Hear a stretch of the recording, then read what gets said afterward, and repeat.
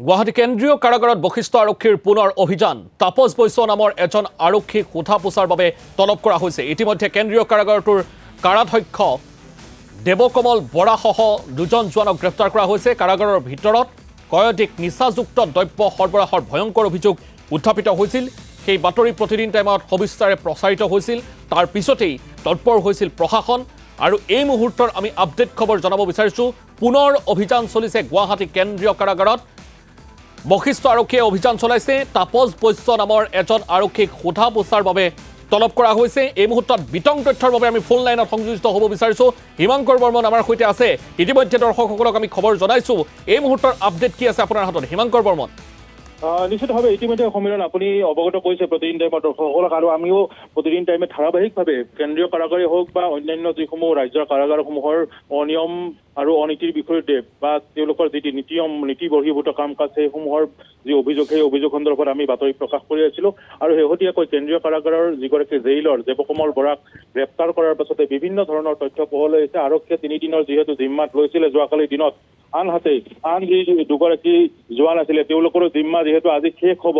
আজি শেষ হোৱাৰ লগে পূৰ্বেই আৰক্ষীয়ে কিছু সময় পূৰ্বে কেন্দ্ৰীয় কাৰাগাৰত এক অভিযান চলাইছিলে আৰু অভিযান চলাই দুজনকৈ লোকক ইতিমধ্যে তাপস বৈশ্য আৰু আন এজন আৰক্ষী জোৱানক ইতিমধ্যে তলব কৰা বুলি জানিব পৰা গৈছে। সোধ পোছৰ বাবে তেওঁলোকক তলব কৰা হৈছে। সামগ্ৰিকভাৱে আন এটা তথ্য সমিলন জনাব বিচাৰিছোঁ যে এই সমগ্ৰ ঘটনা সন্দৰ্ভত যিহেতু আৰক্ষীয়ে জিম্মাত ৰাখিছিলে, আৰক্ষীৰ জিম্মাত জেইলৰ গৰাকী আছিলে 3 দিনৰ জিম্মাত, তেওঁৰ যি কাম কাজ বা তেওঁৰ কাৰ্যালয়তো গৈ আৰক্ষীয়ে কিছু সময় পূৰ্বে কেন্দ্ৰীয় কাৰাগাৰত গৈ কিছু তথ্য পাতি যি এই সন্দৰ্ভত যি লাগতিয়াল তথ্য আৰক্ষীয়ে সেই লাগতিয়াল তথ্যসমূহ আহৰণ কৰা বুলি জানিব পাৰিছে। সকলোবোৰ ষ্টেটমেণ্ট তেওঁলোকে কেন্দ্ৰীয় কাৰাগাৰত কিছু সময় পূৰ্বে ষ্টেটমেণ্ট গ্ৰহণ কৰিছিলে। সমান্তৰালকৈ তাত যিসমূহ জোৱান কৰ্মৰত তেওঁলোকৰো ভাষ্য গ্ৰহণ কৰা বুলি আৰক্ষীয়ে এক সূত্ৰই সদৰি কৰিছে।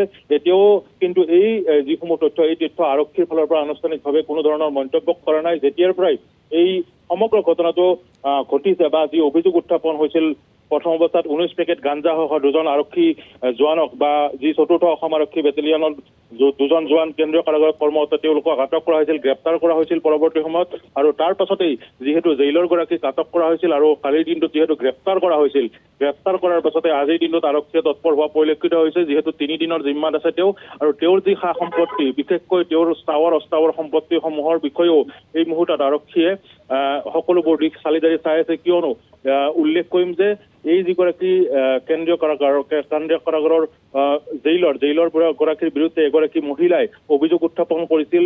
বিশেষকৈ DCP গৰাকীৰ তাতে অভিযোগ উত্থাপন কৰিছিল। সমান্তৰালকৈ তেওঁ CID-তো এক অভিযোগনামা দাখিল কৰিছিল যে কেন্দ্ৰীয় কাৰাগাৰত বহুতো অনিয়ম হৈ আছে, নীতি বহিৰ্ভূত কাম কাজ হৈ আছে, ধনৰ বিনিময়ত বিলাসিতা জীৱন জীয়াবলৈ দিয়া হৈছে। এই ধৰণৰ যি অভিযোগ, এই অভিযোগ সন্দৰ্ভতো কিন্তু এতিয়া আৰক্ষীয়ে এই সকলোবোৰ দিশ চালি জাৰি চাই তদন্ত চলাই আছে। যিহেতু DCP গৰাকীয়ে ইতিমধ্যে এই যিটো পত্ৰ পাইছিলে বা যি অভিযোগনামা পাইছিলে, সেই অভিযোগনামাৰ ভিত্তিত সেই মহিলাগৰাকীক সোধ পোছৰ বাবে বা মহিলাগৰাকীৰ ষ্টেটমেণ্ট সংগ্ৰহৰ বাবেও বশিষ্ঠ আৰক্ষী থানালৈ তেওঁক মাতিছে।